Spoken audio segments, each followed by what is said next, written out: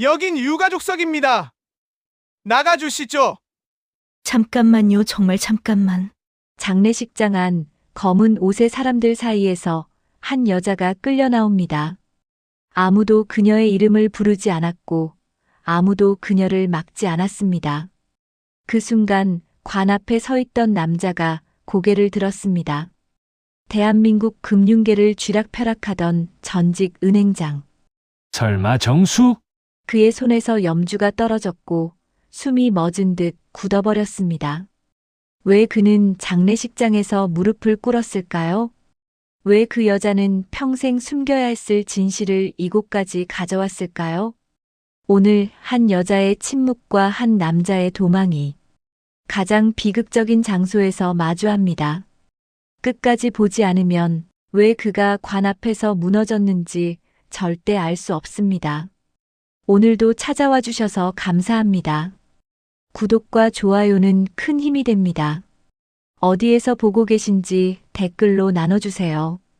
행복과 건강이 늘 함께 하시길 바랍니다. 서울 강남 한복판 높은 빌딩들 사이로 검은 리무진 행렬이 줄지어 들어섰습니다. 오늘은 대한민국 금융계의 거물 박영호 회장의 장례식이 열리는 날이었습니다. 장례식장 입구에는 화려한 조화들이 빼곡히 놓여 있었고 그 사이사이마다 대기업 회장들과 정계 인사들의 이름이 적힌 리본이 펄럭이고 있었습니다. 로비에는 검은 정장을 입은 사람들이 가득했습니다. 누군가는 고개를 숙인 채 묵념을 하고 누군가는 낮은 목소리로 고인의 업적을 이야기했습니다. 고급스러운 향 냄새가 공기 중에 퍼져 있었고 어딘가에서는 슬픈 음악이 은은하게 흘러나오고 있었습니다. 그때 장례식장 정문 앞에 한 여성이 멈춰 섰습니다. 윤정숙이었습니다. 68살의 정숙은 세월의 흔적이 깊게 새겨진 얼굴로 입구를 바라보고 있었습니다. 손에는 시장에서 산 듯한 소박한 조화 한 송이가 들려 있었습니다. 주변 사람들의 고급스러운 검은 옷차림과 달리 정숙이 입은 코트는 오래되어 보였습니다. 하지만 깨끗하게 다려진 흔적이 역력했습니다. 정숙은 깊게 숨을 들이마셨습니다. 마음속으로 수없이 중얼거렸습니다. 이렇게라도 오지 않으면 평생 후회할 것 같았습니다. 30년을 숨죽이며 살아왔지만 오늘만큼은 고개를 들고 싶었습니다. 마지막 인사라도 제대로 하고 싶었습니다. 정숙은 천천히 발걸음을 옮겼습니다. 로비를 지나 안내 데스크 앞에 섰을 때 젊은 직원이 공손하게 물었습니다. 고인과의 관계가 어떻게 되십니까? 정숙은 잠시 망설였습니다. 뭐라고 말해야 할까요? 친구, 지인, 아니면 그냥 아는 사람? 수많은 단어가 머릿속을 스쳐 지나갔습니다. 하지만 정숙은 작고 떨리는 목소리로 답했습니다. 가족입니다. 직원은 명단을 확인했습니다. 고개를 갸우뚱하더니 다시 물었습니다. 성함이 어떻게 되시죠? 윤정숙입니다. 직원은 명단을 위아래로 훑어보았습니다. 한참을 찾던 직원이 미안한 표정으로 말했습니다. 죄송합니다만 명단에 없으신데요. 혹시 다른 이름으로 등록되어 계신 건 아니실까요? 정숙은 고개를 저었습니다. 예상했던 일이었습니다. 자신의 이름이 그 명단에 있을 리 없다는 걸 정숙도 알고 있었습니다. 괜찮습니다. 그냥 뒤쪽에 앉아 있다가 인사만 드리고 갈게요. 직원은 잠시 망설이다가 고개를 끄덕였습니다. 정숙은 조용히 영안실로 들어갔습니다. 넓은 영안실 안은 수많은 조문객들로 북적였습니다. 앞쪽 유가족석에는 정장을 차려입은 사람들이 앉아 있었고 그 위로 커다란 영정 사진이 걸려 있었습니다. 사진 속 박영호 회장은 위험 있는 표정으로 정면을 응시하고 있었습니다. 72세의 나이에도 불구하고 날카로운 눈빛만큼은 여전했습니다. 정숙은 멀리서 그 사진을 바라봤습니다. 가슴이 철렁 내려앉았습니다. 사진 속 얼굴은 기억 속의 그 사람과 많이 달랐습니다. 세월이 흘렀으니 당연한 일이었습니다. 하지만 눈매만큼은 여전히 예리했습니다. 정숙은 눈시울이 뜨거워지는 걸 느꼈습니다.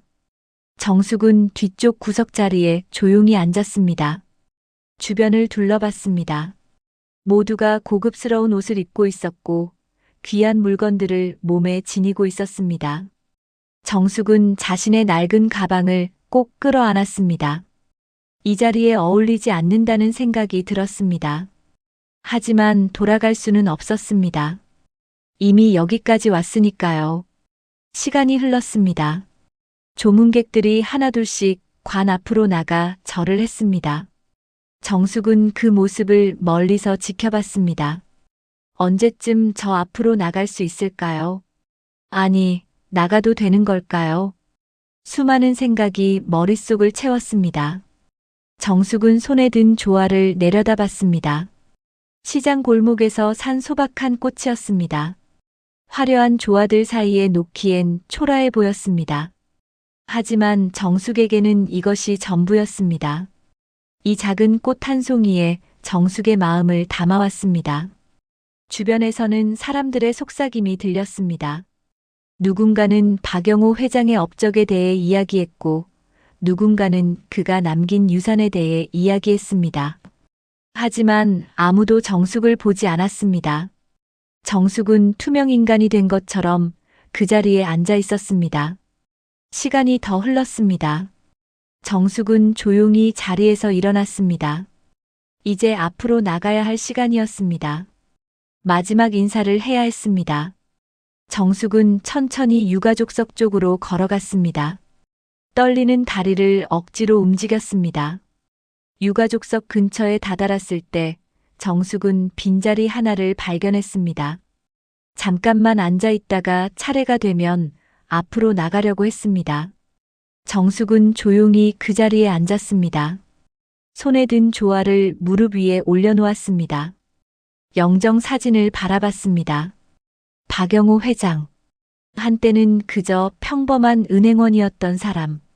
정숙의 기억 속 그 사람은 이렇게 높은 자리까지 올라온 것이었습니다. 정숙은 눈을 감았습니다. 30년 전 그날이 떠올랐습니다. 은행 창구에서 일하던 25살의 정숙. 그리고 그곳에서 만났던 젊은 은행원 박영호. 그 시절은 참 순수했습니다. 사랑이 전부인 줄 알았던 그때가 그리웠습니다. 정숙이 조용히 앉아 있을 때 누군가 다가오는 발소리가 들렸습니다. 정숙은 고개를 들었습니다. 검은 완장을 찬 중년 남성이 서 있었습니다. 날카로운 눈빛으로 정숙을 내려다보고 있었습니다. 검은 완장을 찬 남성은 박지훈이었습니다. 45세의 박지훈은 고인의 장남이자 금융그룹 부사장이었습니다. 냉정한 인상과 단정한 외모가 아버지를 닮았습니다. 박지훈은 정숙을 내려다보며 차갑게 입을 열었습니다. 어르신, 여긴 유가족석입니다. 정숙은 깜짝 놀라 고개를 들었습니다. 박지훈의 날카로운 눈빛과 마주쳤습니다. 정숙은 당황한 목소리로 대답했습니다. 아, 죄송합니다. 잠깐만 앉아 있다가 가려고 했어요. 박지훈은 표정 하나 변하지 않았습니다. 팔짱을 낀 채 냉정하게 말했습니다. 이 구역은 직계 가족만 앉을 수 있습니다. 일반 조문객 좌석은 뒤쪽에 마련되어 있으니 그쪽으로 가주십시오. 정숙은 얼른 일어서려고 했습니다. 하지만 박지훈은 멈추지 않았습니다. 혹시 조문객 명단에 등록하셨습니까? 정숙은 고개를 저었습니다. 박지훈의 눈빛이 더욱 차갑게 변했습니다. 명단에 없으시면 안내 데스크에서 먼저 등록을 하셔야 합니다. 성함이 어떻게 되십니까? 윤정숙입니다. 박지훈은 손에 든 태블릿을 확인했습니다. 화면을 위아래로 스크롤하며 명단을 살폈습니다. 한참을 찾던 박지훈이 고개를 들었습니다. 명단에 없습니다. 고인과 어떤 관계이신지 여쭤봐도 될까요? 정숙은 입술을 깨물었습니다. 뭐라고 대답해야 할까요? 관계라는 게 있긴 한 걸까요? 정숙은 작게 중얼거렸습니다. 그냥 옛날에 알던 사이입니다. 박지우는 미간을 찌푸렸습니다. 주변을 둘러보았습니다. 다른 조문객들이 이쪽을 쳐다보기 시작했습니다. 박지우는 목소리를 낮췄습니다. 어르신, 오늘은 저희 아버지의 장례식입니다. 질서를 지켜주셔야 합니다. 유가족석은 가족만 앉을 수 있는 자리입니다. 정숙은 가방을 꼭 끌어안았습니다. 손이 떨렸습니다. 주변 시선이 따가웠습니다. 정숙은 떨리는 목소리로 애원했습니다. 저도 인사만 하고 가려고 했어요. 딱 한 번만 앞에 가서 절만 하고 갈게요. 제발. 박지우는 고개를 저었습니다. 단호한 표정이었습니다. 죄송하지만 안 됩니다. 명단에 없는 분은 일반 조문객 절차를 따라주셔야 합니다. 지금 나가주시죠. 정숙은 자리에서 일어났습니다. 다리에 힘이 풀렸습니다. 하지만 박지우는 물러서지 않았습니다. 옆에 서 있던 경호원에게 눈짓을 했습니다. 이분을 밖으로 안내해드려. 경호원 2명이 다가왔습니다. 정숙은 황급히 손을 내저었습니다. 아니에요. 제가 나갈게요. 제가 나가면 되잖아요. 하지만 경호원들은 이미 정숙의 양옆에 서 있었습니다.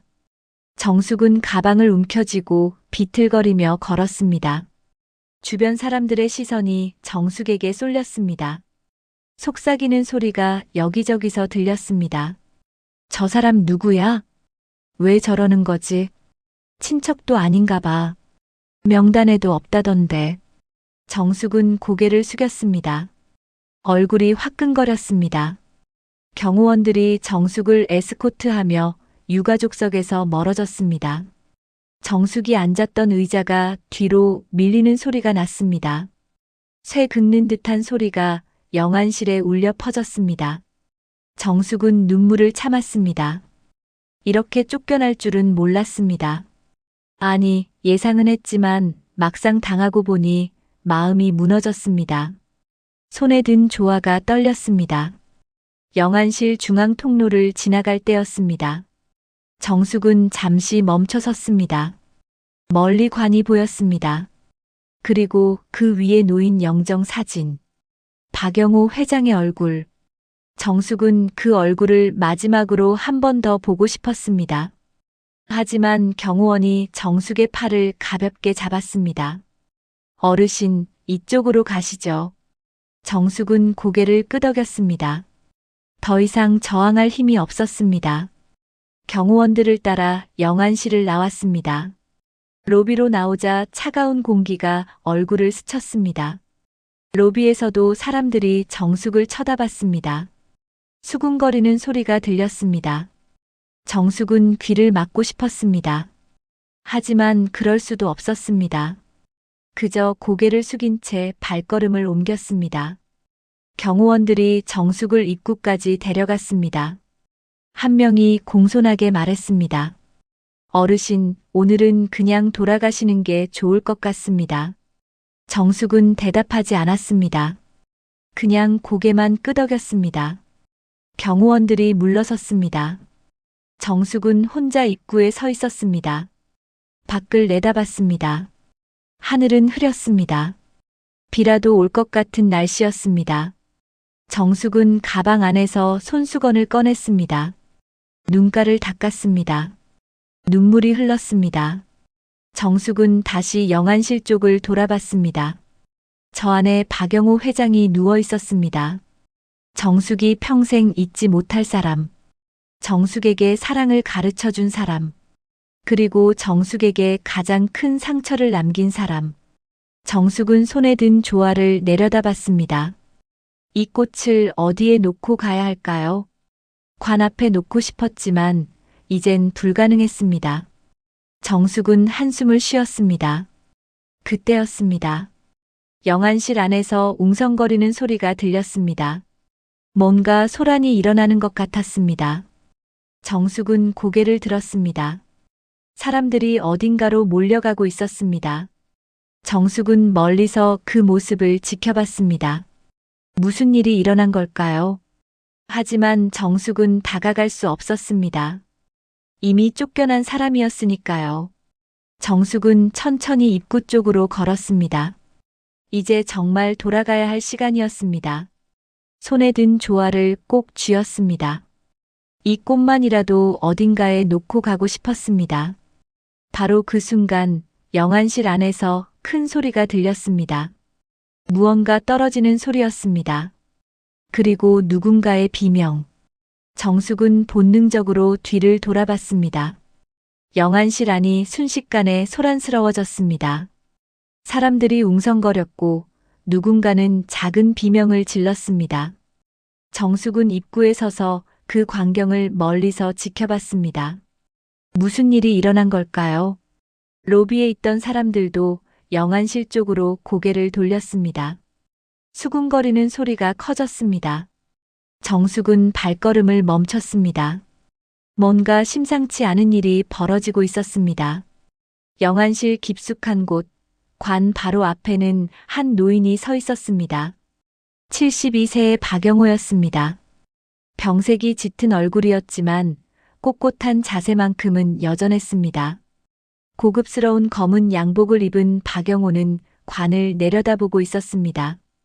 박영호의 손에는 염주가 들려 있었습니다. 오래된 나무 염주였습니다. 박영호는 그 염주를 꼭 쥐고 있었습니다. 입술이 파르르 떨렸습니다. 주변 사람들은 조용히 박영호를 지켜봤습니다. 누구도 감히 말을 걸지 못했습니다. 박영호의 위험 때문이었습니다. 평생을 금융계에서 살아온 사람의 권위가 온몸에서 느껴졌습니다.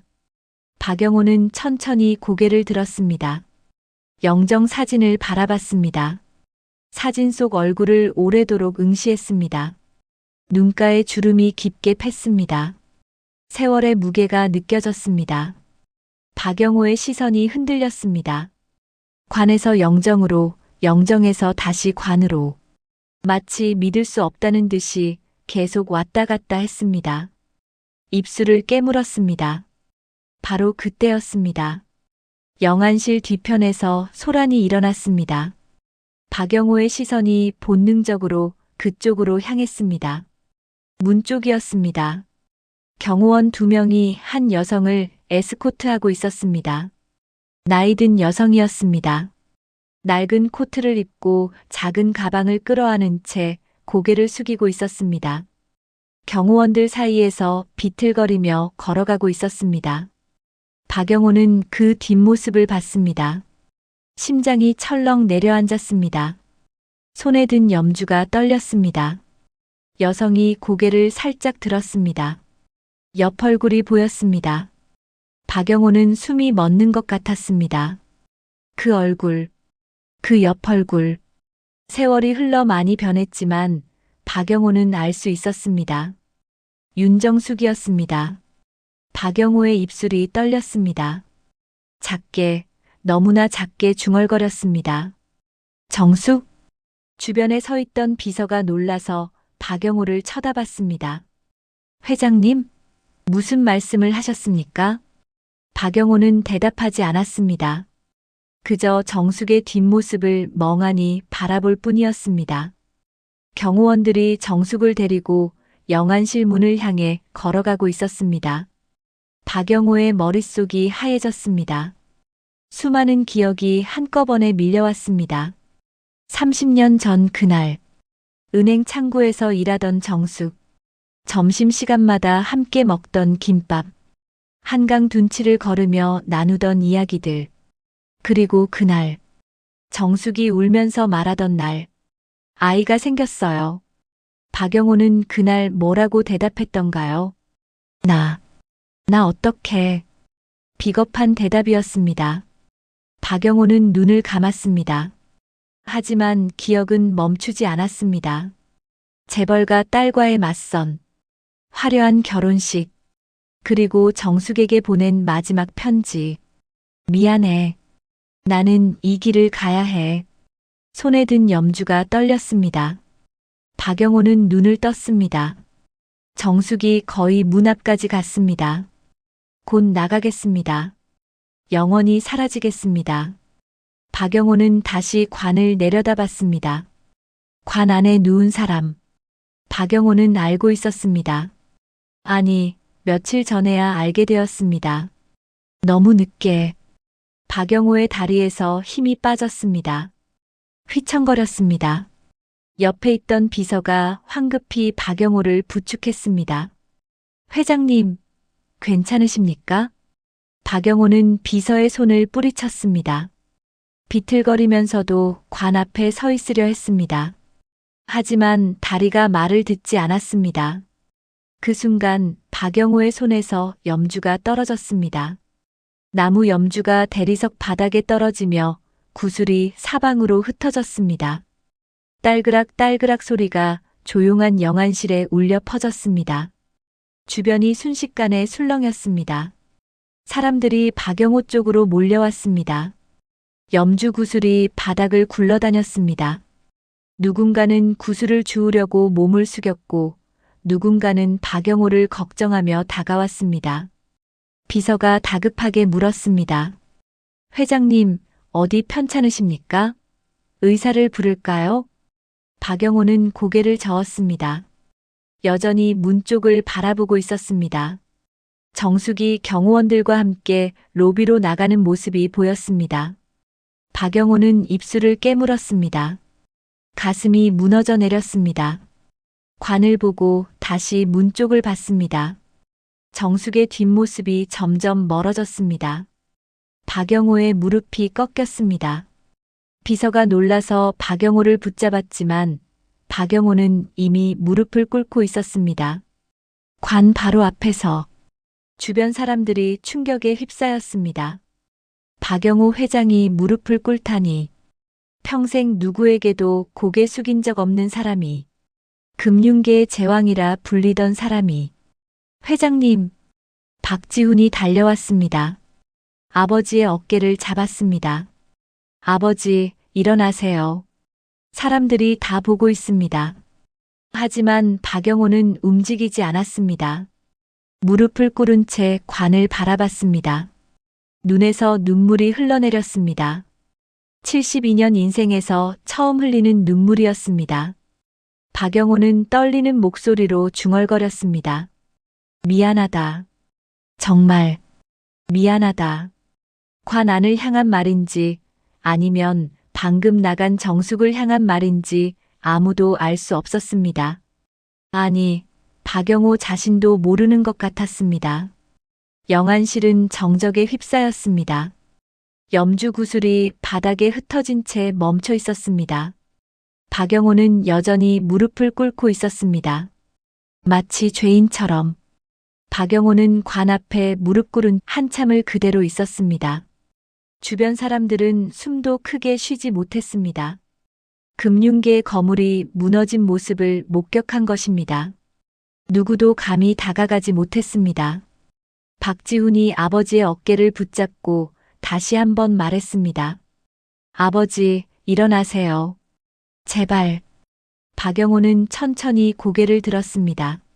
눈가에 맺힌 눈물을 닦지도 않은 채 박지훈을 바라봤습니다. 그리고 나지막하게 말했습니다. 정숙이가 어디 갔나?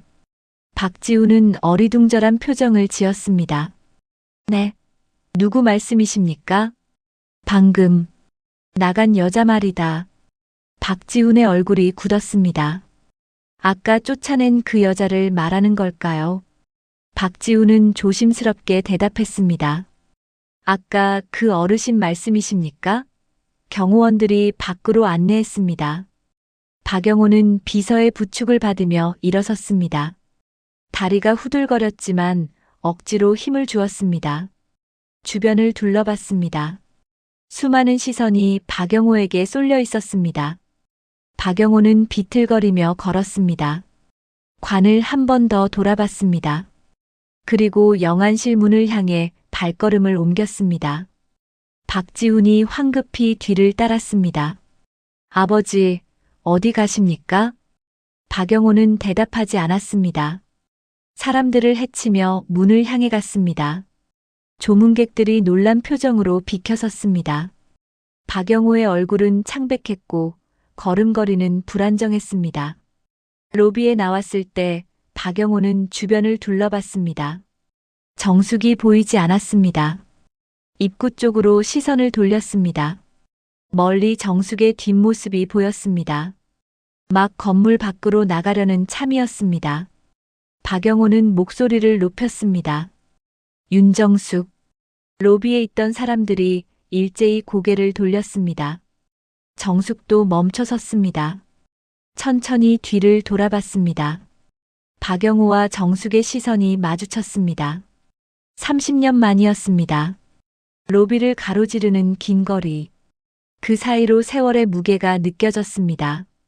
정숙은 가방을 꼭 끌어안았습니다. 박영호는 비틀거리며 정숙을 향해 걸었습니다. 사람들이 수군거렸지만 박영호는 신경 쓰지 않았습니다. 박영호가 정숙 앞에 섰습니다. 가까이서 본 정숙의 얼굴은 많이 늙어 있었습니다. 하지만 눈만은 여전했습니다. 그 슬픈 눈빛. 박영호는 떨리는 목소리로 물었습니다. 당신, 왜 왔어? 정숙은 잠시 침묵했습니다. 그리고 조용히 대답했습니다. 인사하러 왔어요. 그것뿐이에요. 박영호의 손이 떨렸습니다. 주먹을 쥐었다 펴기를 반복했습니다. 목소리에 힘이 없었습니다. 인사하러. 정숙은 고개를 끄덕였습니다. 손에 든 조화를 들어보였습니다. 이것만 놓고 가려고 했어요. 그런데 말끝을 흐렸습니다. 쫓겨났다는 말은 차마 할 수 없었습니다. 박영호는 정숙의 손에 든 조화를 봤습니다. 시장에서 산 듯한 소박한 꽃이었습니다. 박지훈이 두 사람 사이에 끼어들었습니다. 아버지, 이분이 누구십니까? 박영호는 대답하지 않았습니다. 그저 정숙만 바라볼 뿐이었습니다. 박지훈이 다시 물었습니다. 아버지, 이 여자는 아무 관계 없는 사람이라고 했습니다. 명단에도 없었고요. 정숙이 고개를 숙였습니다. 작게 말했습니다. 맞아요. 아무 관계 없어요. 박영호의 얼굴이 하얗게 질렸습니다. 아무 관계 없다는 말. 그 말이 가슴에 비수처럼 꽂혔습니다. 박영호는 입술을 깨물었습니다. 관계 없다고. 정숙은 여전히 고개를 숙이고 있었습니다. 눈물이 뺨을 타고 흘러내렸습니다. 하지만 목소리만큼은 담담했습니다. 네. 30년 전에 이미 끝난 사이예요. 그러니까 아무 관계 없죠. 박영호는 뒤로 한 걸음 물러섰습니다. 마치 얻어맞은 것처럼. 비서가 박영호를 부축했습니다. 박지훈은 정숙을 향해 냉정하게 말했습니다. 그럼 이제 가보시죠. 아버지도 몸이 불편하십니다. 하지만 박영호가 손을 들어 박지훈을 막았습니다. 지훈아, 잠깐만. 박지훈은 의아한 표정을 지었습니다. 박영호는 정숙을 바라보며 물었습니다. 당신, 그 애는? 정숙은 고개를 들었습니다. 눈물 자국이 역력한 얼굴로 박영호를 똑바로 봤습니다. 무슨 말씀이세요? 박영호는 입을 열었다 다시 닫았습니다. 차마 물을 수가 없었습니다. 30년 동안 묻고 싶었던 질문. 하지만 지금 이 자리에서 물을 수는 없었습니다. 주변 사람들이 웅성거렸습니다. 누군가는 사진을 찍으려 했고 누군가는 영상을 촬영했습니다. 박영호와 정숙의 대면. 이것이 무슨 의미인지 아무도 몰랐지만 뭔가 심상치 않다는 것은 모두가 느꼈습니다. 박영호는 깊게 숨을 들이마셨습니다. 머릿속이 복잡했습니다. 30년을 숨겨왔습니다. 딱 하루만, 오늘만은 비밀로 남겨두려 했습니다. 하지만 정숙이 나타난 순간 모든 계획이 무너졌습니다. 박영호는 떨리는 목소리로 말했습니다. 나도 몰랐어. 진짜 몰랐어. 정숙은 눈을 크게 떴습니다. 뭘 몰랐다는 거예요? 박영호는 고개를 저었습니다. 말을 이어가지 못했습니다. 박지훈이 끼어들었습니다. 아버지, 대체 무슨 이야기를 하시는 겁니까? 박영호는 아들을 봤습니다. 그리고 다시 정숙을 봤습니다. 입술이 파르르 떨렸습니다. 지훈아, 너는 모르는 게 나아. 박지훈은 혼란스러운 표정을 지었습니다. 무슨 말인지 전혀 이해할 수 없었습니다. 정숙이 한 걸음 뒤로 물러섰습니다. 저는 이만 가볼게요. 방해해서 죄송합니다. 박영호가 손을 내밀었습니다. 기다려, 정숙아. 하지만 정숙은 고개를 저었습니다. 할 말은 30년 전에 다 했잖아요. 이제 와서 무슨 말을 더 하겠어요. 정숙은 돌아섰습니다. 출구를 향해 걸었습니다. 박영호는 그 뒷모습을 바라봤습니다. 다시 한번 떠나보내는 것입니다. 30년 전처럼 박영호의 무릎에 힘이 풀렸습니다. 주저앉을 것 같았습니다. 비서가 황급히 박영호를 붙잡았습니다. 회장님. 박영호는 눈을 감았습니다. 관 안에 누운 얼굴이 떠올랐습니다. 그리고 방금 떠나간 정숙의 뒷모습. 박영호는 작게 중얼거렸습니다. 내가 다 망쳤구나. 박지훈은 아버지를 부축하며 물었습니다. 아버지, 저 여자가 누구예요? 대체 무슨 관계입니까? 박영호는 대답하지 않았습니다. 그저 멍하니 서 있을 뿐이었습니다. 로비는 여전히 웅성거렸고 사람들의 수군거림은 점점 커져갔습니다. 정숙은 출구를 향해 천천히 걸었습니다. 뒤에서 박영호의 시선이 느껴졌지만 돌아보지 않았습니다. 이미 30년 전에 끝난 일이었습니다. 더 이상 미련을 둘 이유가 없었습니다. 박지훈은 아버지를 부축하며 정숙의 뒷모습을 노려봤습니다. 저 여자 때문에 아버지가 무너졌습니다. 장례식장이 난장판이 되었습니다. 박지훈의 얼굴이 굳어졌습니다. 박지훈은 비서에게 아버지를 맡기고 정숙을 향해 걸었습니다. 빠른 걸음으로 따라가 정숙의 앞을 막아섰습니다. 정숙은 놀라서 멈춰섰습니다. 비켜주세요. 정숙이 조용히 말했습니다. 하지만 박지훈은 움직이지 않았습니다. 오히려 한 걸음 더 다가왔습니다. 당신 대체 뭐 하는 사람이요? 박지훈의 목소리는 차갑고 날카로웠습니다. 주변 사람들이 두 사람을 쳐다봤습니다. 정숙은 고개를 숙였습니다. 그냥 지나가는 사람입니다. 박지훈은 코웃음을 쳤습니다. 지나가는 사람이 아버지를 저렇게 만들어 놓고 가겠다는 겁니까? 정숙은 아무 말도 하지 못했습니다. 박지훈은 목소리를 높였습니다. 오늘이 무슨 날인지 아십니까? 아버지 장례식이에요. 그런데 당신 때문에 장례식이 엉망이 됐단 말입니다. 로비에 있던 사람들이 모두 이쪽을 봤습니다. 수군거리는 소리가 커졌습니다. 누군가는 휴대폰을 꺼내 들었습니다. 정숙은 떨리는 목소리로 말했습니다. 죄송합니다. 제가 잘못했어요. 박지훈은 한 발 더 다가섰습니다. 사과로 되는 문제가 아닙니다. 당신이 누군지는 모르겠지만 아버지와 무슨 관계든 간에 오늘은 와서는 안 되는 날이었어요. 정숙은 가방을 꼭 끌어안았습니다. 눈물이 났습니다. 하지만 참았습니다. 박지훈의 날카로운 눈빛이 정숙을 짓눌렀습니다. 지금 당장 나가세요. 아버지 장례식 더 이상 망치지 마시고요.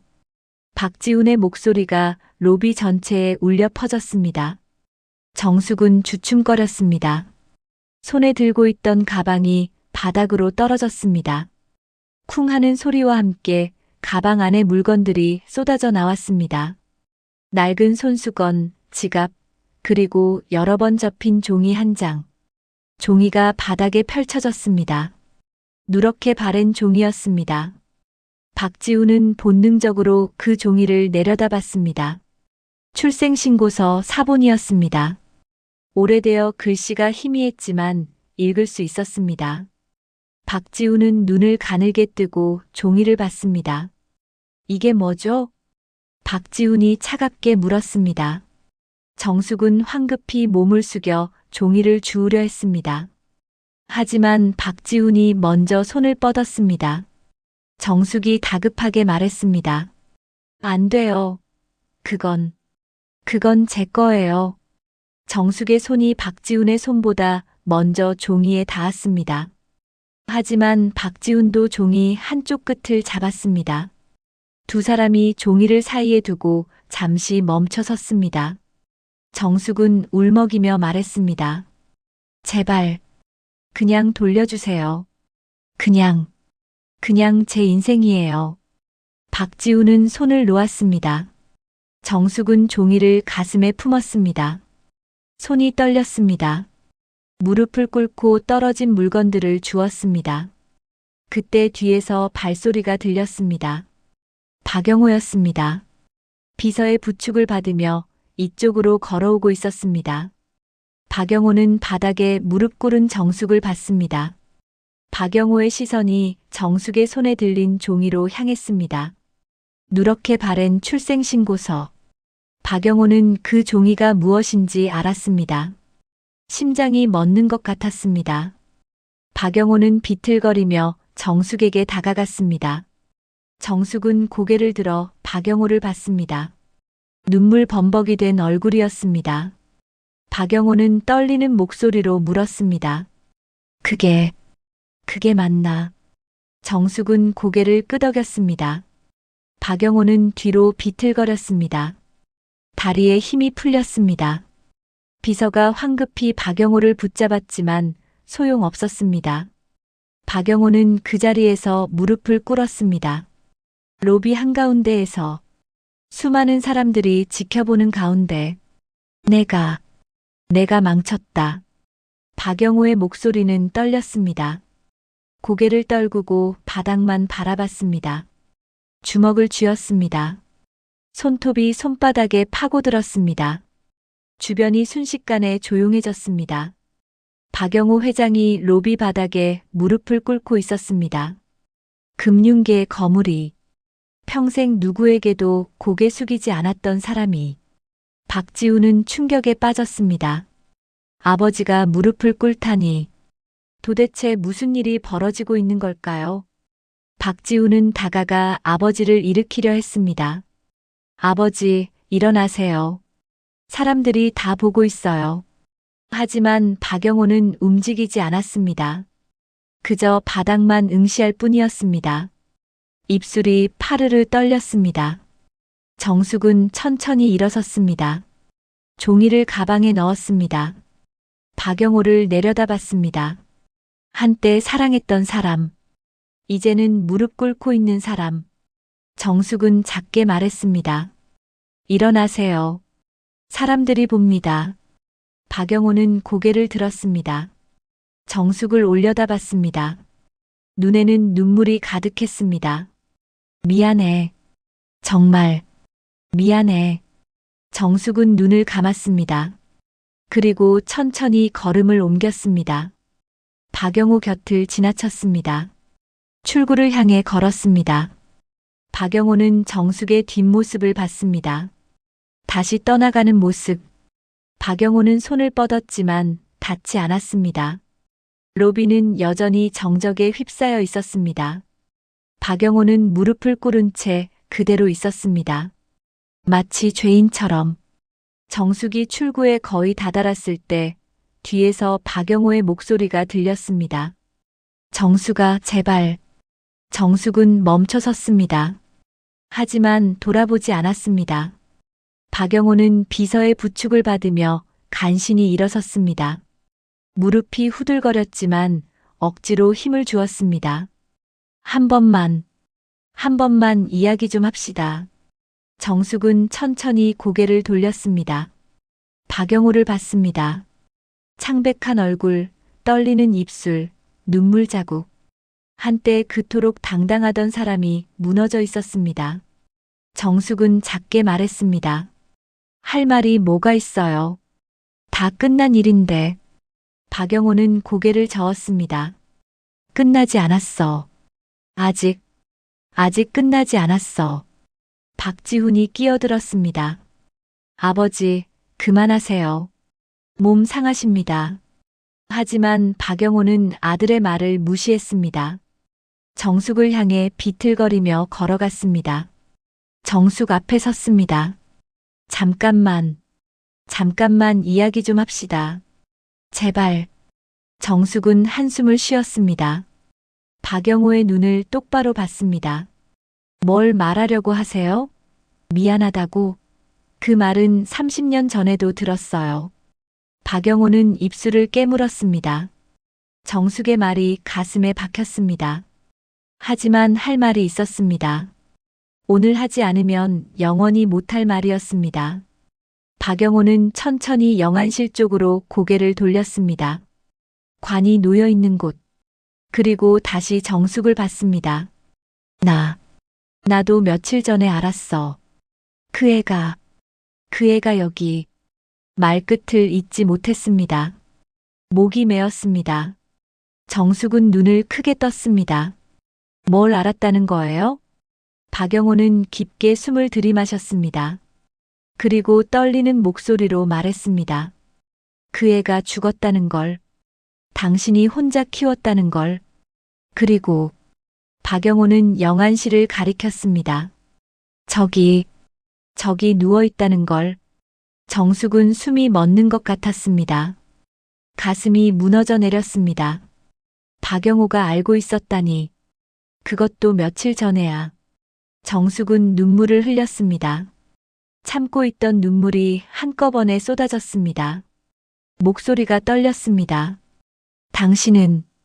당신은 아무것도 몰랐잖아요. 평생. 박영호는 고개를 숙였습니다. 미안해. 정말 몰랐어. 당신이 아이를 키우는 줄만 알았어. 어디선가 잘 살고 있을 줄 알았어. 정숙은 비웃음을 터뜨렸습니다. 잘 살고 있을 거라고? 미혼모가 아이 키우면서 어떻게 잘 살아요? 당신은 정말 아무것도 몰랐구나.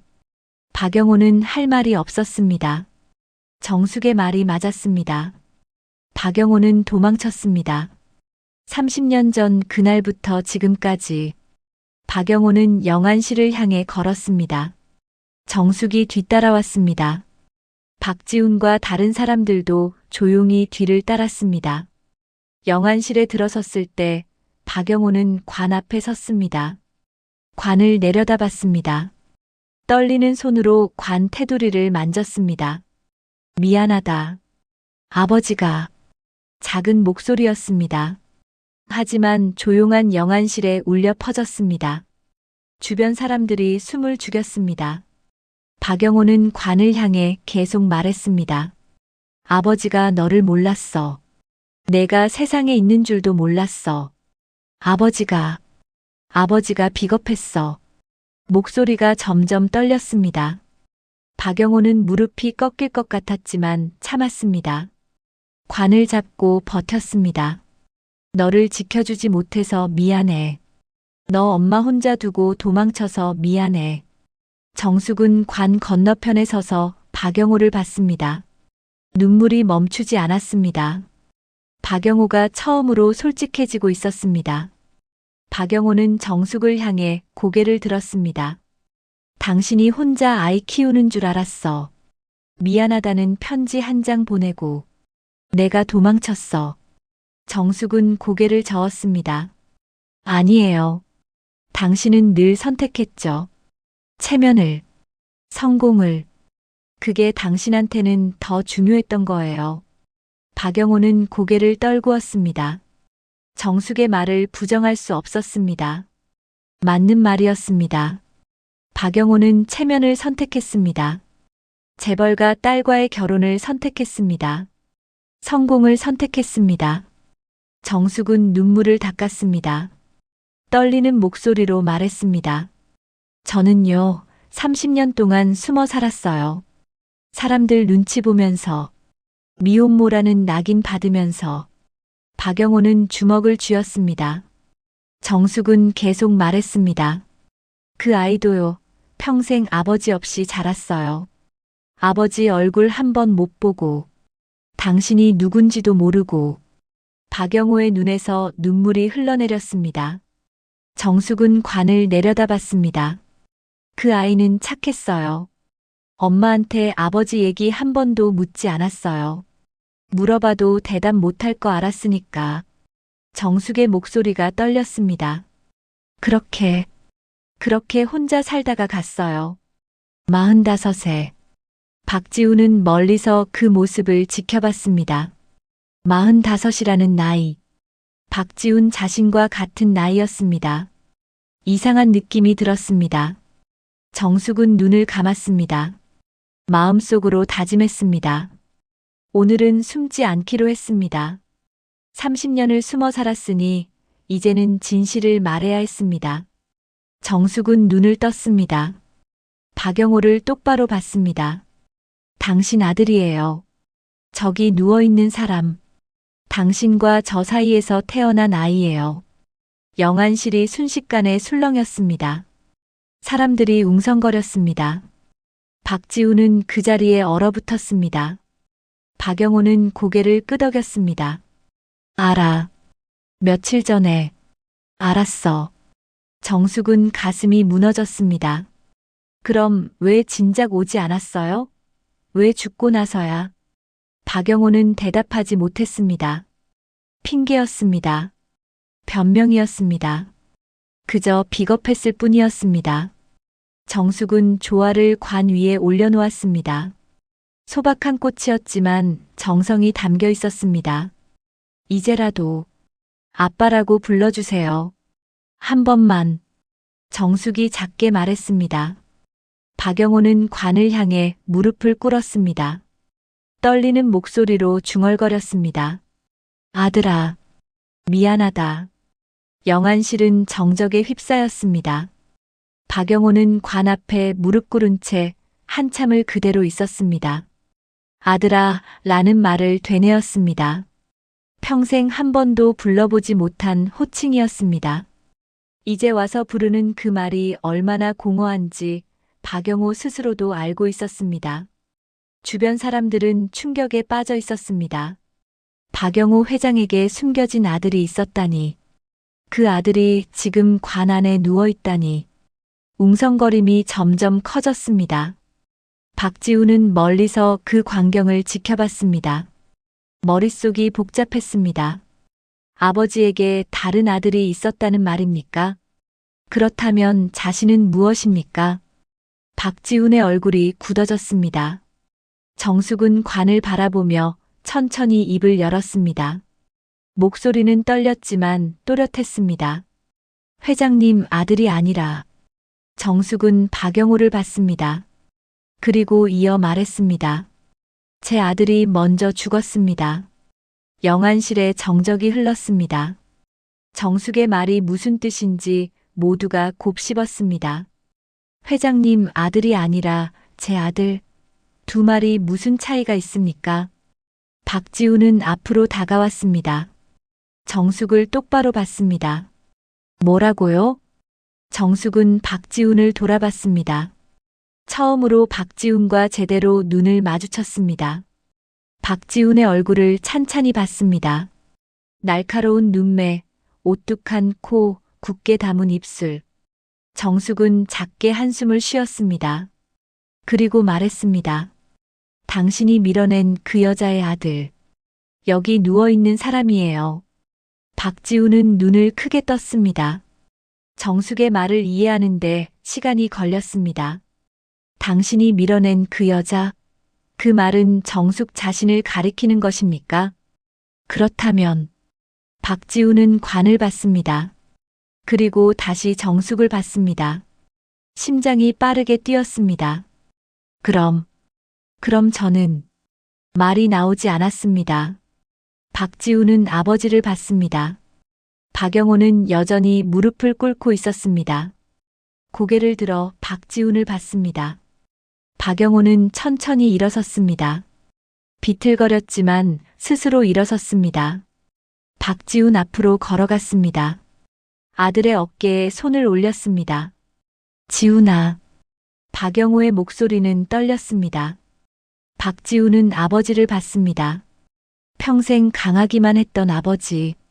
지금은 눈물로 범벅이 된 얼굴이었습니다. 박영호는 깊게 숨을 들이마셨습니다. 그리고 말했습니다. 너는 내가 죽은 줄도 모르고 살았던 형의 동생이다. 박지훈은 뒤로 비틀거렸습니다. 형이라고 했습니까? 자신에게 형이 있었다는 말입니까? 그것도 지금 관 안에 누워있는. 박지훈은 관을 봤습니다. 영정 사진을 봤습니다. 낯선 얼굴이었습니다. 한 번도 본 적 없는 사람이었습니다. 하지만 지금 아버지가 말했습니다. 저 사람이 자신의 형이라고. 박지훈은 정숙을 봤습니다. 정숙은 조용히 서 있었습니다. 눈물을 흘리며. 박지훈의 목소리가 떨렸습니다. 그럼 저분이 제 어머니라는 겁니까?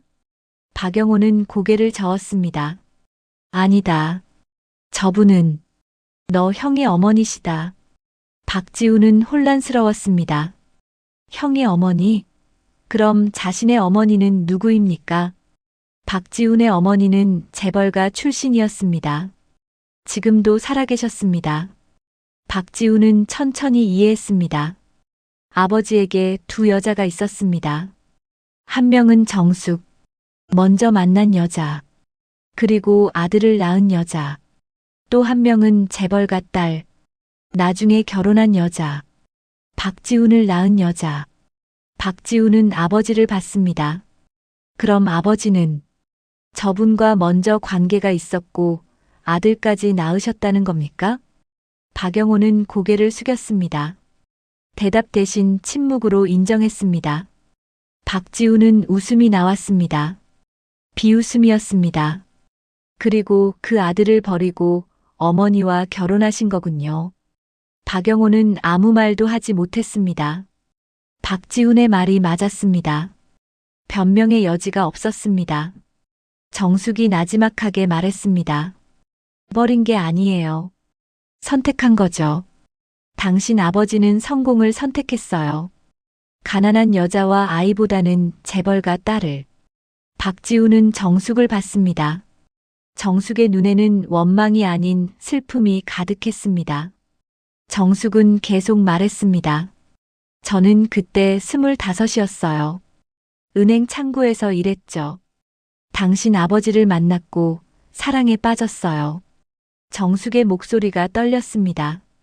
아이가 생겼을 때 당신 아버지는 도망갔어요. 한 달 뒤에 편지 한 장 보내고 미안하다고, 다른 길을 가야 한다고. 박영호는 고개를 떨구었습니다. 기억났습니다. 그 편지를 쓰던 날, 손이 떨렸습니다. 하지만 결국 보냈습니다.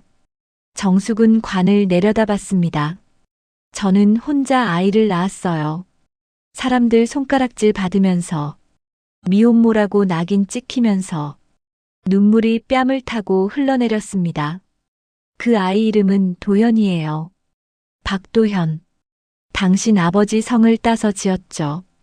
아이한테는 아버지가 일찍 돌아가셨다고 거짓말했어요.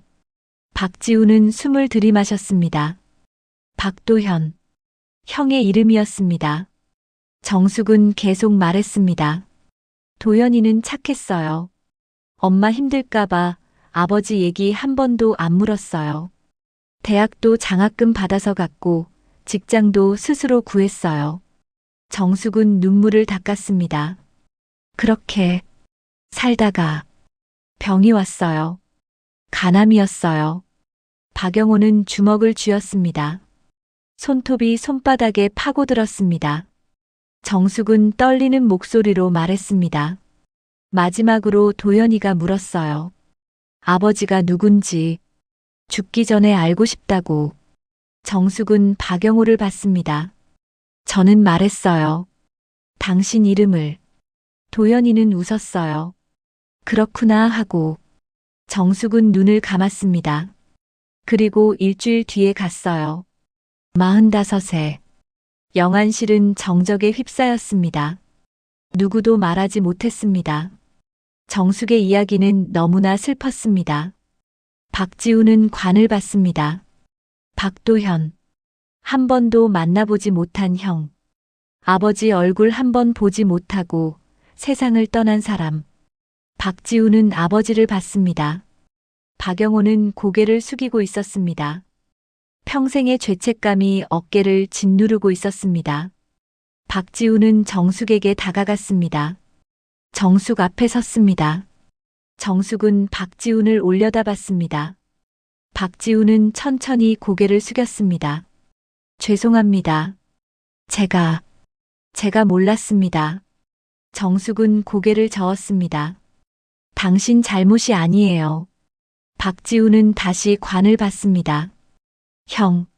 한 번도 보지 못한 형. 박지훈의 눈에 눈물이 맺혔습니다.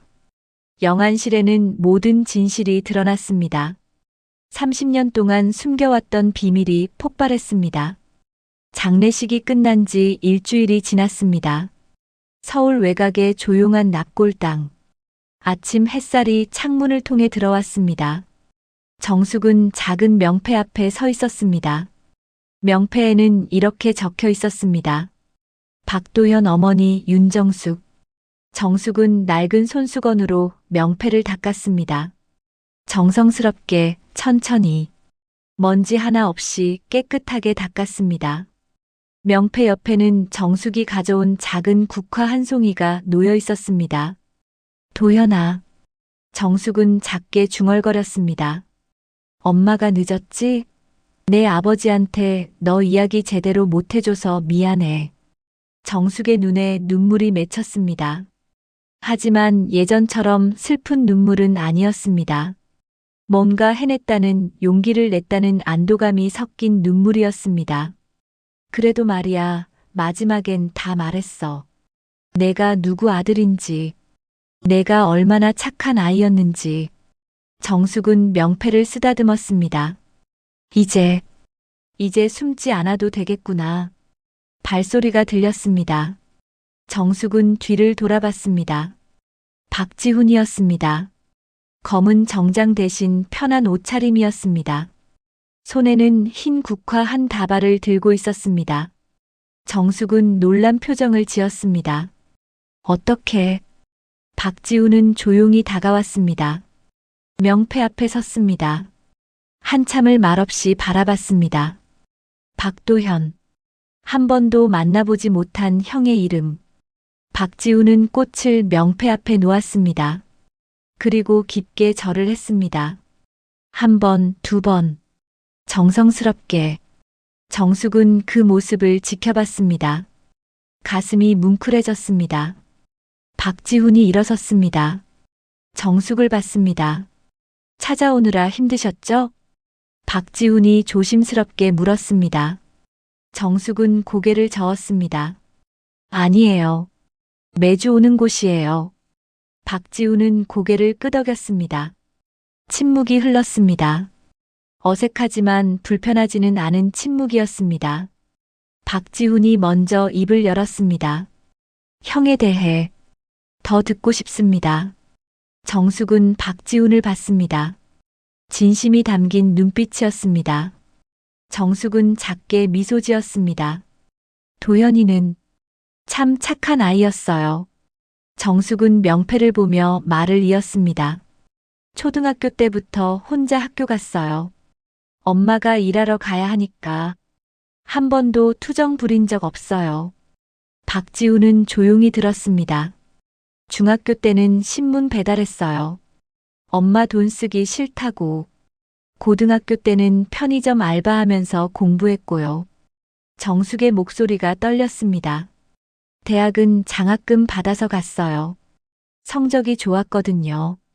졸업하고 회사 다니면서도 매달 엄마한테 용돈 보냈어요. 박지훈은 주먹을 쥐었습니다. 형은 그렇게 살았습니다. 박지훈이 풍족하게 자랄 때 형은 홀로 악전고투하며 살았습니다. 정숙은 눈물을 닦았습니다. 병원에서 마지막으로 한 말이 뭔지 아세요? 박지우는 고개를 저었습니다. 정숙은 작게 웃었습니다. 엄마, 괜찮아. 나 좋은 인생 살았어. 엄마 만나서 행복했어. 정숙은 눈물을 흘렸습니다.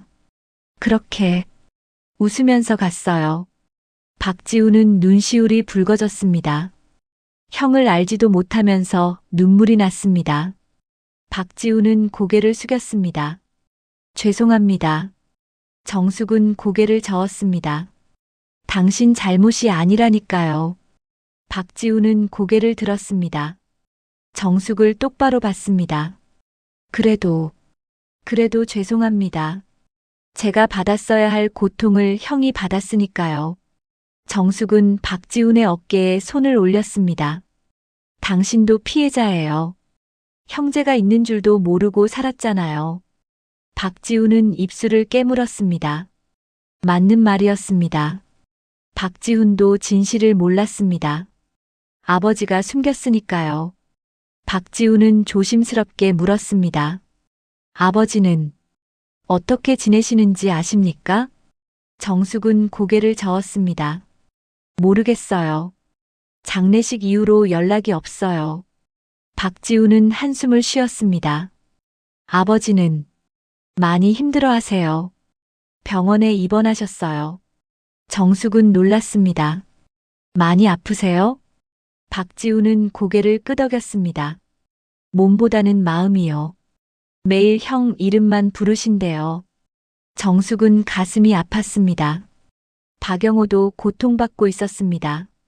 30년의 죄책감이 한꺼번에 폭발한 것입니다. 박지우는 정숙을 봤습니다. 그리고 천천히 고개를 숙였습니다. 어머니. 정숙은 숨이 멎는 것 같았습니다. 어머니, 박지훈이 지금 뭐라고 했습니까? 박지훈은 다시 말했습니다. 어머니라고 불러도 될까요? 정숙은 눈물이 쏟아졌습니다. 평생 한 번도 들어보지 못한 말이었습니다. 도연이도 엄마라고만 불렀지 어머니라는 말은 쓰지 않았습니다. 정숙은 떨리는 손으로 박지훈의 손을 잡았습니다. 괜찮아요. 당신 어머니는 따로 계시잖아요. 박지훈은 고개를 저었습니다. 형의 어머니시잖아요. 그럼 제 어머니이기도 하죠. 정숙은 눈물을 참을 수 없었습니다. 박지훈도 눈시울이 붉어졌습니다. 정숙은 천천히 고개를 끄덕였습니다. 그래요. 그럼 그렇게 불러요. 박지훈은 정숙을 안았습니다. 처음 만난 어머니를, 정숙도 박지훈을 안았습니다. 뒤늦게 찾은 아들을. 두 사람은 한참을 그렇게 있었습니다. 납골당의 조용한 아침. 햇살이 따스하게 두 사람을 비쳤습니다. 정숙은 박지훈을 떼어놓았습니다. 눈물을 닦으며 웃었습니다. 도연이가 보면 좋아하겠네요. 동생이 찾아왔다고. 박지훈도 웃었습니다. 명패를 받습니다. 형, 늦게 왔습니다. 용서해 주세요.